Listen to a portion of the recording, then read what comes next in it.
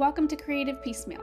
I'm Tammy Takaishi, a board-certified music therapist. Join me each week as a new guest from across the fine and creative arts spheres shares struggles, triumphs, laughs, words of wisdom, and more in authentic, thought-provoking, and inspiring interviews. Hello and welcome to Creative Piecemeal. Today I'm with New York Times and USA Today bestselling author J.T. Ellison. She crafts domestic noir and psychological thrillers that hook readers deep into the night. She created the Taylor Jackson and Dr. Samantha Owen series alongside standalone hits like A Very Bad Thing, It's One of Us, and Lie to Me. With Catherine Coulter, she co-authored 6 of the A Brit in the FBI novels packed with international intrigue because a good spy twist never gets old. Her books span 30 countries in 18 languages with millions sold and several optioned for TV. She's received accolades including the ITW Thriller Award for The Cold Room, Indie Next Picks, Costco Nods, Siba Okra Picks, Library Read Selections, Amazon Editors Pick Honors, and Book of the Month recognition with Field of Graves. And No One Knows hitting the Siba Southern Book Prize longlist in 2017. She's now at work on her 35th novel, ready to raise the stakes again. And her latest, which we're going to be talking about last scene, is coming out soon. Depending on when you listen to this episode, it might be out already. But I'm so excited to welcome J.T. Ellison to the show. Hello. Hello. Thank you. That bio sounds way cooler than I am. Oh, I bet you're very cool. I don't know. Rainbow bookshelves. So we'll see. We'll see how that plays out. Yes. Dear listeners, you are missing out on a feast for the eyes. Her bookshelves make my heart so happy. They are very fun. They are very fun. So we'll officially get started with who or what inspired you to become an author? I love that question because I think authors are authors no matter what. We always have been in some way. We've always been storytellers in some way. And if you can find the inciting incident that turned you into it, I can.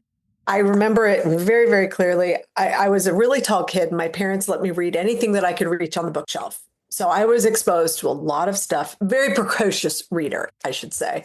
And I was reading my mom's Norton Anthology of Poetry, which was one of my favorite books. I was 8 years old, and I read Alfred Lord Tennyson's The Eagle. And the line, he clasped the crag with crooked hands. I could see that. I understood it intrinsically because I lived in the woods and there were eagles. And I could literally see what clasped the crag with crooked hands meant. And it was the first time metaphor actually landed with me. And I think that was the moment. That was when I was like, I want to play with words. I started writing poetry very soon after that. Really terrible stuff. But, that was, I think, the moment that it was born in me. And then I've been working on that craft for, another 40 plus years. That's excellent. And you've, of course, written multitudes of novels. But, from when you first started to where you are now, what do you think you've learned the most? To trust the process, to not lose faith and lose hope.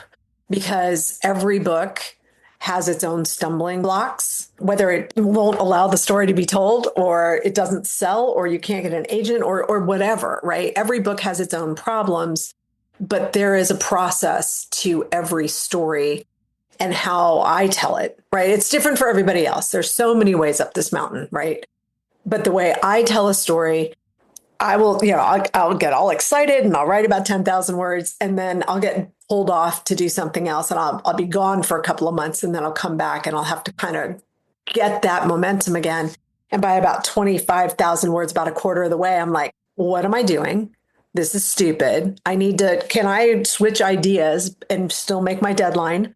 And that's invariably something pops in the next couple of days. And then I write another 50,000 words and I know what I'm doing and I hit 75 and all is lost. It is the hero's journey in my book. All is lost and I might as well just quit and go be a barista because I'm never going to be able to land the plane on this book. And I usually tell a couple of people that, and that's the moment that the book breaks open and then I finish. So that first section takes about 4 months and the last 3/4 of the book takes about a month. And I know this about myself, but I forget it every time. So it's very nice when someone says, "Oh, you're at that stage." And I'm like, "Oh, I am at that stage. Thanks for pointing that out, that I am fallible with my art." I appreciate that. That's if I could remind myself of that, because I lost hope a few times of, this is never going to be my career. This is never going to be what I'm meant to do. And now knowing that's okay. It's just part of it. Can't force it. Can't force the muse if she's not ready to be tackled to the ground, She has to let you catch her sometimes. I really love that you talk about the process, what your process is, what it means to you. And I love that you said that you forget about it every time. Every single time. Honestly, I don't find it surprising at all. I think it's because every single time you're a new JT Ellison coming to a new project that you've never met before. The project's never met you. You've never met the project. So even though the process is similar, and even though you're carrying with you experiences from past books or things that have happened in your life, it's still going to be a new, unique road. You could not, if we were on video, everybody would see me going, yes, yes, yes. No, you're so right. You could not be more right. We're different people in the evening than we are in the morning. And those are the best writing days for me, where I end up somewhere that I had no idea that's where the story was going to go. I don't outline. I'm a pantser.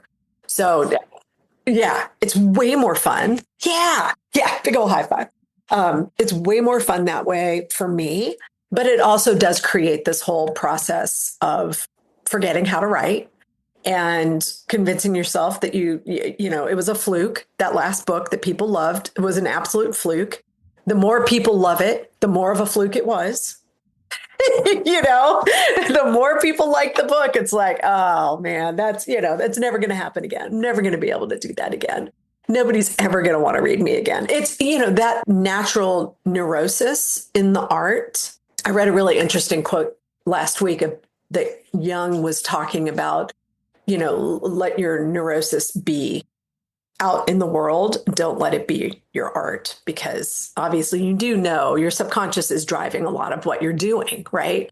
So go be anxious about the world, but don't be anxious about your art. And I'm going to print that out and stick it to the wall, because I think it's a really great advice. Yeah, that is really great advice. And touching on that, there is, for a lot of people in the creative fields, a sense of imposter syndrome, or whatever you'd want to name it. How do you deal with that? How do you get through that to keep pushing along, keep doing your dream? So I hate the term imposter syndrome, because I feel like we're all artists, just at different stages of our careers, right? People don't necessarily always start on top. You have to build.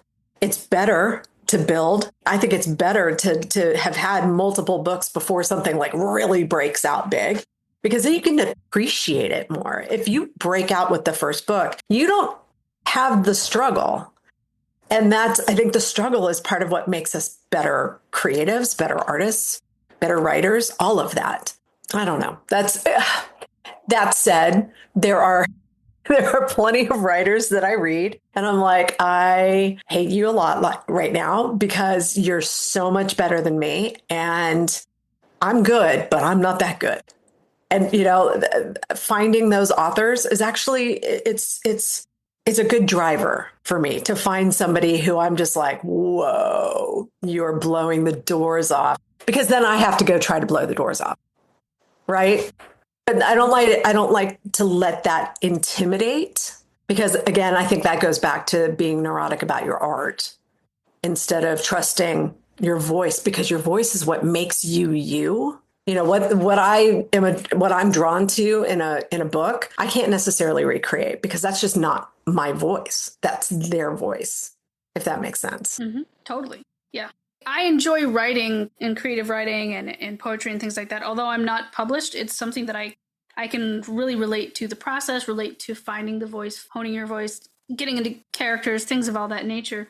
And so I love talking. Well, I love talking to creatives of all kinds, but I really love talking to authors, because it's such a serious hobby for me. Like, I would be published if I took the time to actually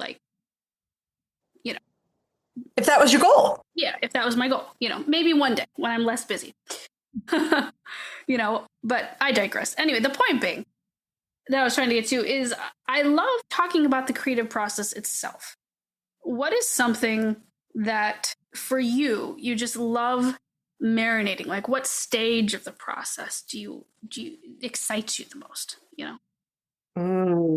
I think that moment, that 75,000 to 90,000, where I'm almost there.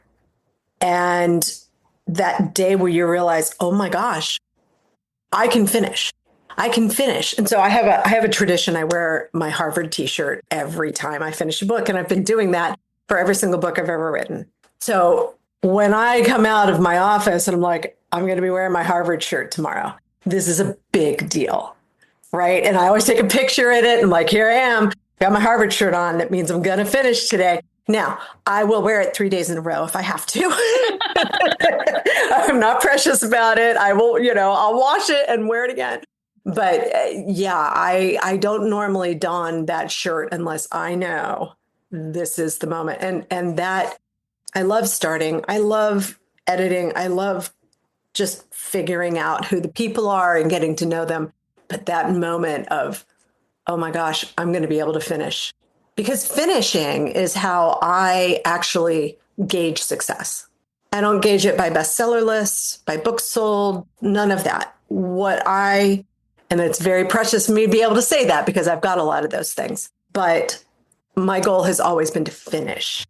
The more I finish, the more cupcakes in my bakery, right?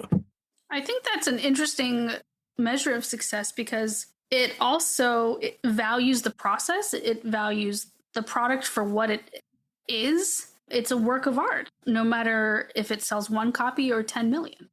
Right. And it's still valuable. It is a work of art. Yes. Every book sale is a reader. And I think sometimes we lose sight of that. We're looking at, how many books did we sell?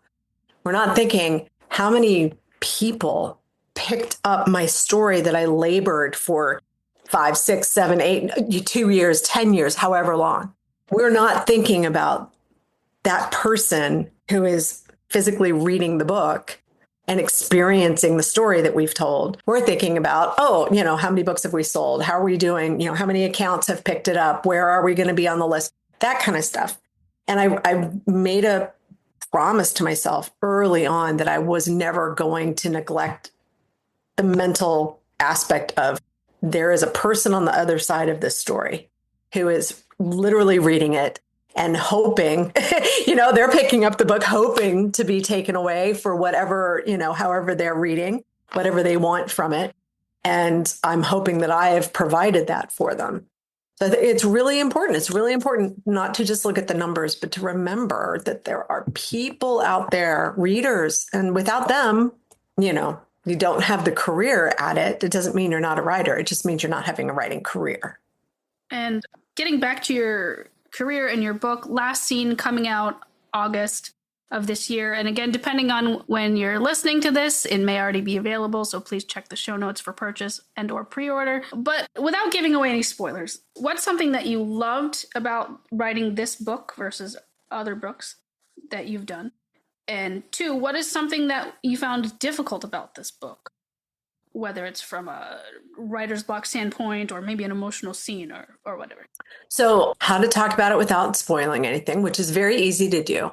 So I dreamt the story. So that's fun, right? It's always fun. It happens actually probably about half the time. I have a big dream and I'm able to take it and either apply it to a story. This one, I dreamt the story and I dreamt the setting. And it was a romance, which was hysterical because obviously I don't write romance, but it was a romance. There was a meet cute. It was a very dark book, but there was a meet cute, and they helped each other out of a really bad situation and all of this. And that is the story that became this book. I was visiting some friends, and their town that they live in, it's a biophilic community in Georgia. And I was about 2 days in and I'm looking around. I'm like, oh my gosh, this could work as the setting for this book that I dreamed. Okay, this is all very cool. And then, I had just done a 2-book contract. So this was the second book. So I hadn't really thought about it, and I put it aside. And okay, so this is the tear jerking part of this. My cat was very, very sick. And the night before we were going to have to put her down was the day that my agent said, hey, they're going to want 2 books. Is there any way you can put something together for the second book? Can we do the Brockville book? And I was like, yeah, we can. And so I was sitting out on the porch, and the cat was in my lap, and my laptop was next to me. And I swear she gave me the story. I mean, because you can have parts, right? You can have little parts, you can have a dream, you can have this, but I needed a dark suspense story. And we did it. We did it together. And then the next day we had to let her go, and it was awful. And she is stamped all over this book, right? She's just, I know. It's really, it was awful. The title of the book originally was Her Last Night. And they wanted to change it to Last Scene. And there is a line of Her Last Night in it, but it sounds like such a bummer, but it really is now on the other side of it 2 years later as this book is coming out. It's such a great tie to her, because she's on my shelf behind me. her twin sister is here. We lost her way too early. It was really bad. But, again, with authors and their cats, man, right? We can't get around it. So the second part of the question was something cool or difficult from it, right? So the biggest problem was my main character in the original version of this book. Her name's Haley James. She was 24, and she was graduating from a master's degree in forensics, and she was being courted by all the alphabet agencies. And she was, she had just met this guy, and everything was, her life was kind of unfolding in front of her. And that was great. I couldn't connect with the character. And I'd written about 50,000 words, and she just was 24. And I remember being 24. There was nothing, right? I was dating my husband. Nothing had happened to me. And nothing has really happened to her except for this inciting incident of the book, which, not spoiling anything, she has to go home to help her dad, who has fallen, and finds an article that her mother, who she thought died when she was 6 years old in a car accident, has actually been murdered. And her father kept it from her all this time. Well, that was all the story was. And that's not enough, right? When you're building, especially a suspense novel, you need these bigger things to wrestle with, bigger problems for the character to wrestle with. Being a 24-year-old whose life is ahead of her, that was great, but it was not working. And the book was set in 2007, just for the music. Actually, I wanted the cool soundtrack. So I talked to my agent at length, and I finally figured out I need her to be older. I need her to be 10 years older. I need her to be 34. The year is 2017. The music's still cool. That's all good. But she has screwed up over the past 10 years. She's fired from her job on the first page. We find out she and her husband, the boyfriend that she was just starting to date, is actually her husband about to be her ex-husband. She's just got more texture, more internal dialogue for her. She's just got more to her. So it was a huge shift. And I had to move there's a lot of characters and a lot of timeline parts of this. And so I had to move the whole book 10 years ahead, but keep the past in the past. I don't know if you do writer math really well. I don't. That is so hard. Kudos to you. Yeah. The spreadsheets, there were spreadsheets, and we were literally still finding little details in the spreadsheet during the edit. I was like, wait, nope, we missed this. She's not 37. She's 35 here. Oh gosh. So never again with that. But that's great that you were able to pick up on that change that needed to happen creatively and not feel despondent, and you kept it going, and now you have this wonderful book. That's the trust the process, right? That's where trust the process comes in, because I was despondent. I knew the book wasn't working. I knew something wasn't right about it. I knew I'd been grieving, and grief is a difficult place to write from, not an impossible one, but a difficult one. And I was actually editing another book when all of that was going on. And so I was able to take a lot of that grief and put it into that book, which was great. But yeah, it's, I've done this long enough to know if the story isn't working, if I'm blocked, the story's going in the wrong direction. And I have to just all stop, sit back, take a weekend off, take a week off, whatever, take a little bit of time away from it and try to figure out what is it that's not working. Like the book I'm writing right now, I just had to change the main character's name. I was really far into it too. And I'm like, something is not working. And I'm writing, those days where I'm writing 100 words and finding 1,000 other things to do, that's block for me. And I changed her name and boom, back to normal 1,500 word days, boom, boom, boom, boom, boom. So I wish I could say that it gets easier and you know what you're doing the further along on the path that you are, but it's not true. Not for me, at least. I love that you're just so honest about the writing journey. I mean, like, obviously everyone who comes on the show is, but like your take on it, is just really refreshing. And you just have such a healthy relationship with your process and, the good and the bad of it, Yeah. No, it has ups and downs, and it is. So here's another interesting part of this book. I started a Substack and figured, well, if I'm going to try to get people to pay for what I write, because I've been blogging for 20 years, if I'm going to level up and ask people to pay for my work, I need to give them something unique and important and things that they can actually work with. I've been live writing this book. I have been live writing this book on my Substack. I figured out early on that there are about 22 steps to the writing process. So it's called the 22 Step series. As it turns out, there's like all these sub steps and other things that I didn't realize. But I'm going to turn it into a writing book. And it's going to be my bird by bird. It's going to be my on writing. It is both how I do it, which obviously, like I said, a lot of ways up the mountain, but also the decision-making process, the changes, oh, wow, I'm throwing out my outline. I learned how to outline for this and promptly threw the outline out because I hate them. It just doesn't work for me. It also allowed me a deeper introspective process that I've really been digging in deep of my own process, trying to explain it to other people. That sounds really cool. It is really cool. I'll send you a link. Yeah, definitely. Especially because I am a pantser. Like, I can't outline to say, I mean, I can, but I feel like it's pulling teeth. It's so against the grain of who I am to outline them, Yeah. Yeah. What I find works better than an outline. If you're an organic writer, you're either an organic plotter or you're an organic writer. And there's very few that are in between.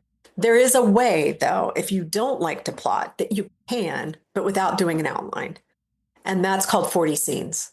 That is, so my rule, I can't start a book unless I have 40 scenes in my head, because writer math, right? You take 40 scenes, multiply by 2,000 words a scene, 80,000 words, you've got your book, right? You've got, or a chunk of it. So, and a scene can be a line of dialogue that's floating around in my head. It can be a set piece. It can be, the characters walking down the beach. It can be anything. I'm a really visual writer. So usually it's something visual that I'm seeing or hearing or a plot point that I know I want. And when I have 40 of them, they don't have to be consecutive either. They're just 40. Then I'm allowed to start working on the book. So it gives me, and I have to write a synopsis for the publishers. So I've got a sort of an idea of what's going to happen. I had to warn my editor on this new book. I'm like, I've changed your name twice from I've told you 2 different names and now it's a 3rd name. So it doesn't always work perfectly, but it does give just a little bit more structure to the pantsing. So if you're interested in that, that's a way to do it. Yeah. I might give that a try. I still have so many. I have 13 projects in various states, from like ready for agent submissions again, because I was really big into submitting to agents around COVID time. Yeah. To like 10 chapters of something, so just various things in various states. But I find I've never tried 40 scenes, so I'm really curious about the idea. For me, I notice like when I have a germ of an idea, I write the like 1-page synopsis. Yeah. Like the book cover jacket thingy. Yeah. Jacket copy. Yeah. Yeah. The jacket copy. Like that's what I find myself writing as a leaping off point. So that's like the first thing I write. That's great. I usually can't get that until I'm about 30 or 40,000 words in. I'm not saying it's perfect. To really get an idea of what the story is enough to distill it down to that. Right. And it's, I always have a if X, then Y, right? I'm writing thrillers. It has to be, what if X, then Y. That's the formula. All genres have their own formula. But yeah, to be able to distill it down, I admire that you can do that to start, because that is not my path.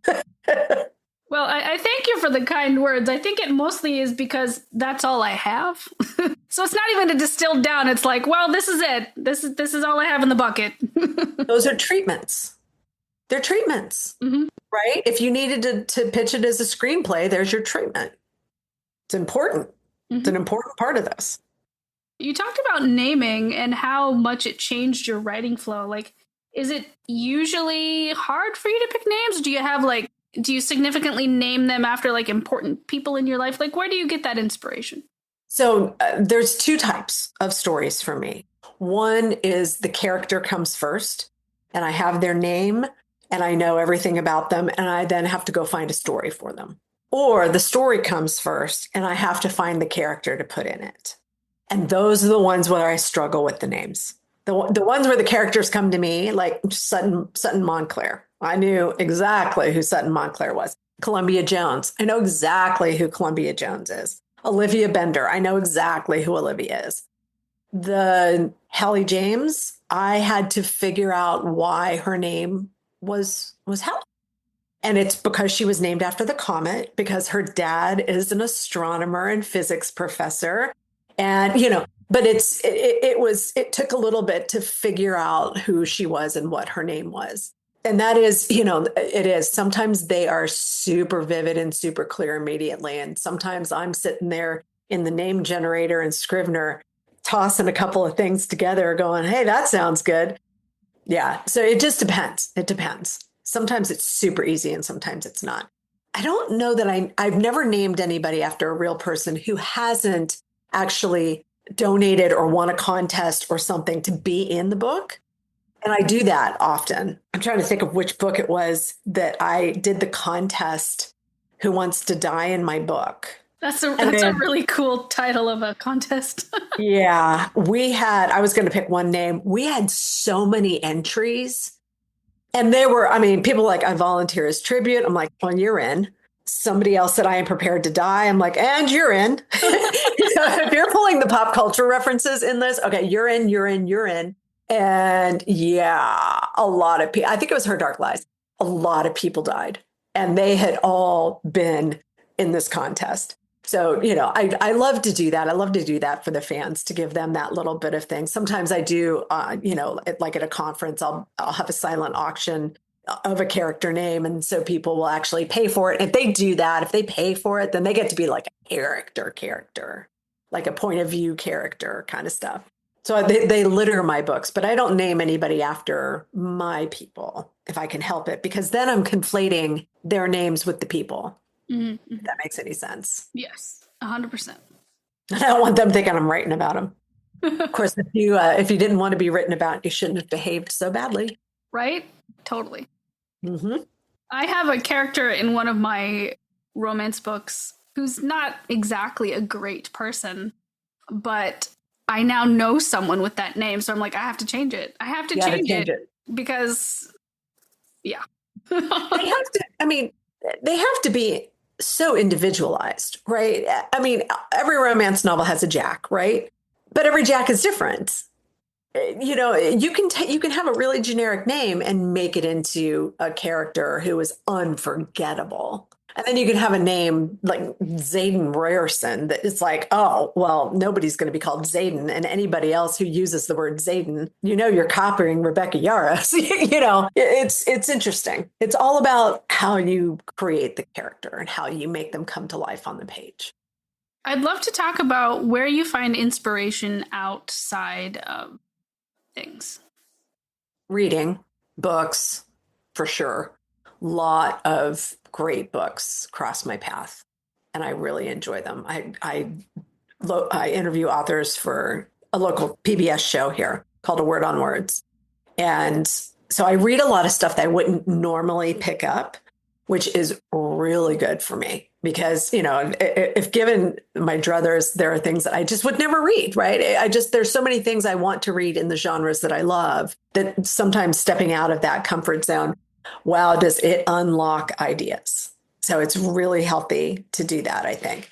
And I watch everything, all the popular stuff. I love documentaries. I love all the shows that everybody's watching. So I get a lot of inspiration there. A lot of it is, you just never know what conversation, what person who crosses your path, what situation you find yourself in is going to spark an idea. And, I've learned everybody knows if I go, hope, hope, and I'm staring off into space, like muttering, they're like, leave me alone for a second, because something has triggered an idea, and it happens anywhere, everywhere. I always carry a notebook with me, or, I have my phone, have my day one on my phone so I can make notes, because you just never know, right? And you have to accept it when it comes, when the muse knocks, and you're just like, yes, ma'am, hold please, let me write that down. But yeah, I'm a good consumer of literature and screens and the universe, the world. News obviously gives me all kinds of ideas because I'm crime fiction. Mm-hmm, mm-hmm. I've only ever once used an actual crime in my books, and I will never do it again, because after the book got published, I started thinking, oh my God, this girl's mom might read this book, and that would be horrifying. So I stick to making things up. I could see that. Yeah, right? I mean, it's just, I used to use, now we've got Pinterest for visuals, but I used to just have to use the magazines, right? And there's a couple of really great, I live in Nashville, there's a couple of really great glossy magazines that are kind of society magazines.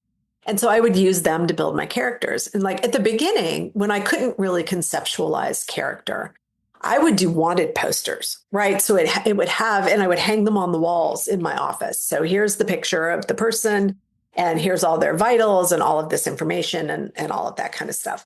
Now, we've got our Pinterest board, so that's a way easier way to do it. But I started bumping into the victims from the books, like going out to dinner, and I would see the parents, and I'm like, oh my God, I killed your kid in this book. And so I had to stop using the local stuff because it was really creeping me out. Oh, goodness. It would creep them out too, and walk up, hey, by the way, I killed your kid in my book. I don't know that they'd like that so much. Sort of pivoting a little bit. Obviously, being a novelist is your greatest creative pursuit, but if you could do any other creative art, or if you currently dabble in any creative art, what would you do? That's a great question. So I like architecture a lot. I think I would have been a really good architect. I like to build things. I like to see things being built. That's if I have spare time, like Saturday mornings, Sunday mornings, we watch shows. We watch shows of people building houses because I love to see something made from nothing. Right. It's very, very thematic, very thematic. I like seeing them built from scratch. I like seeing them, torn apart and rebuilt and renovated and restored. I would love to be a designer. I don't have that. I can build and I can imagine things being built. But as far as, where do things go on the walls and the colors? Oh, man, I struggle. So that it would be nice to have that skill set. I find that very fascinating that people can do it. I think anybody who can draw or paint, I would love to be a painter. I would love to be a painter. But I don't know. I've never gotten the guts up to try. Well, you never know. Right? I watched, on Instagram, you see the people painting the stuff and it's like, How do you do that? How can you look at that blank canvas and imagine what you're imagining that comes out? It's incredible to me. It's absolutely mind boggling. But there's probably a painter out there going, how do they write 80,000 words? Right? We all have our gift. Mm-hmm, And if you squander your gift, that's your own problem, right? That's if you're squandering your gift, then, nobody can help you there. But if you're working on your gift, you will never go wrong. Very true. And Yeah. wise words. Wise words. Yeah. Do not squander your gifts. You talked about music earlier, and I'd really love to jump back into that. What are some songs that you have listened to or sort of set the scene for Last Scene? So I'm pulling it up because I've got 2 soundtracks. I always do a soundtrack for my books, always. But this one's got 2 because I have Haley's playlist of all the stuff that she's listening to on her road trips, because she takes a couple of road trips in this book. So we have, I don't know why it's not giving me the list. Spotify, something's wrong with Spotify. Have you noticed? Okay. Vicious Traditions, The Veils, I love that song. It's a really, really great thematic song for a lot of my books. Nirvana, Man Who Sold the World, Heart-Shaped Box, 9 Inch Nails, Hurt, In Excess, Pretty Vegas. A lot of In Excess is on here. A lot of REM, What's the Frequency, Kenneth, Shiny Happy People, The Pixies, Monkey Gone to Heaven. That's one of my favorites. Where Is Your Mind? Another favorite. Arctic Monkeys is on here. Raconteurs is on here. Violet Femmes, Supermassive Black Hole by Muse. I mean, this is a really great soundtrack. I got to say, it's a really great soundtrack. So that's hers. All songs that I love and everything. But my version of it is Olivia Rodrigo's Vampire. That's a really big one on here. Death Cab for Cutie, Grapevine Fires. There we go. Which is A Field of Graves is one of my book titles. I mean, that song, that's a really important song to me. Silent Film, You Will Leave a Mark. Another really important one. Interestingly, there was a song that really inspired this. Wow. I didn't even see it, and I hadn't thought about it until I saw that. But I'm trying to find the exact one. Loop de Lie from Brian Ferry. If you've seen the video, it is his sons. And this, without spoiling the book, Brockville is the name of the town. And the man who runs it is Miles Brockville. He's the one that started the town. And all of his sons work in the town. And that video really got in my head when I was doing this. So if anybody's seen it, it is well worth looking at. There's a lot of music on this, and the soundtracks are actually on my website on the Last Scene book page. They're both there to be listened to and looked at. I love it when authors share that, because it's not only a sneak peek into the creative process, it's a sneak peek into the marriage of music and writing and the interplay of it, really, I guess. Right. And it's, for me, sometimes it's a direct influence on the story. Sometimes it's just something that I heard in the car while I was working on the book, and I like it and it goes in. I mean, sometimes it's really thematic, and sometimes it's just for fun. Sometimes it's, I'm looking at this, Daryl Hall and John Oates, You Make My Dreams Come True. I had a whole scene that got cut of something that was happening with 2 of the characters, and that was playing, and it was Haley and another character, and she was just totally ragging on him because, here she is, this huge, punk rock fan, and he's listening to Hall and Oates, and she's like, what is this? So you can use that, right? You can use that to build texture with the characters as well. Music's really important for all of this. Before we go, I would love to know, what is one piece of advice that you would give to someone starting out wanting to do writing for a career? 2 things. 1, read everything you can get your hands on in every genre. Read memoir, read history, if you like horror. I don't like horror. Read across the genres, because you never know when you're going to be in a story and it's not working, and you need to pull a theme from another genre into your story and mash them together. to create something new. So that's the first one. Probably almost more important to read everything is find your creative time and respect it and expect other people to respect it as well. You can say, I'm going to write from 1 to 4 today. And if it's 2:00 and you're still in the kitchen, not writing, then your family is going to be like, I thought you were writing and you're not writing. Let's go run errands. Let's go do this. Right. But if you are in your office, you've shut the door, it's 1:00 and you don't come out until 4, they're going to get used to the fact that you're in your office from 1:00 to 4:00. And that's time that you are not to be disturbed. And it helps you build the habit of writing, and it helps the people around you learn to respect your writing habit. Very true. Very true. Anything else you'd like to share with our listeners before we go? Wow. I don't know. This has been really fun. This has been really cool. No, I think this is a really dark book, and it dives into some really difficult topics. And, thematically, I was really looking to see, does isolation breed madness, or do people seek isolation to do bad things?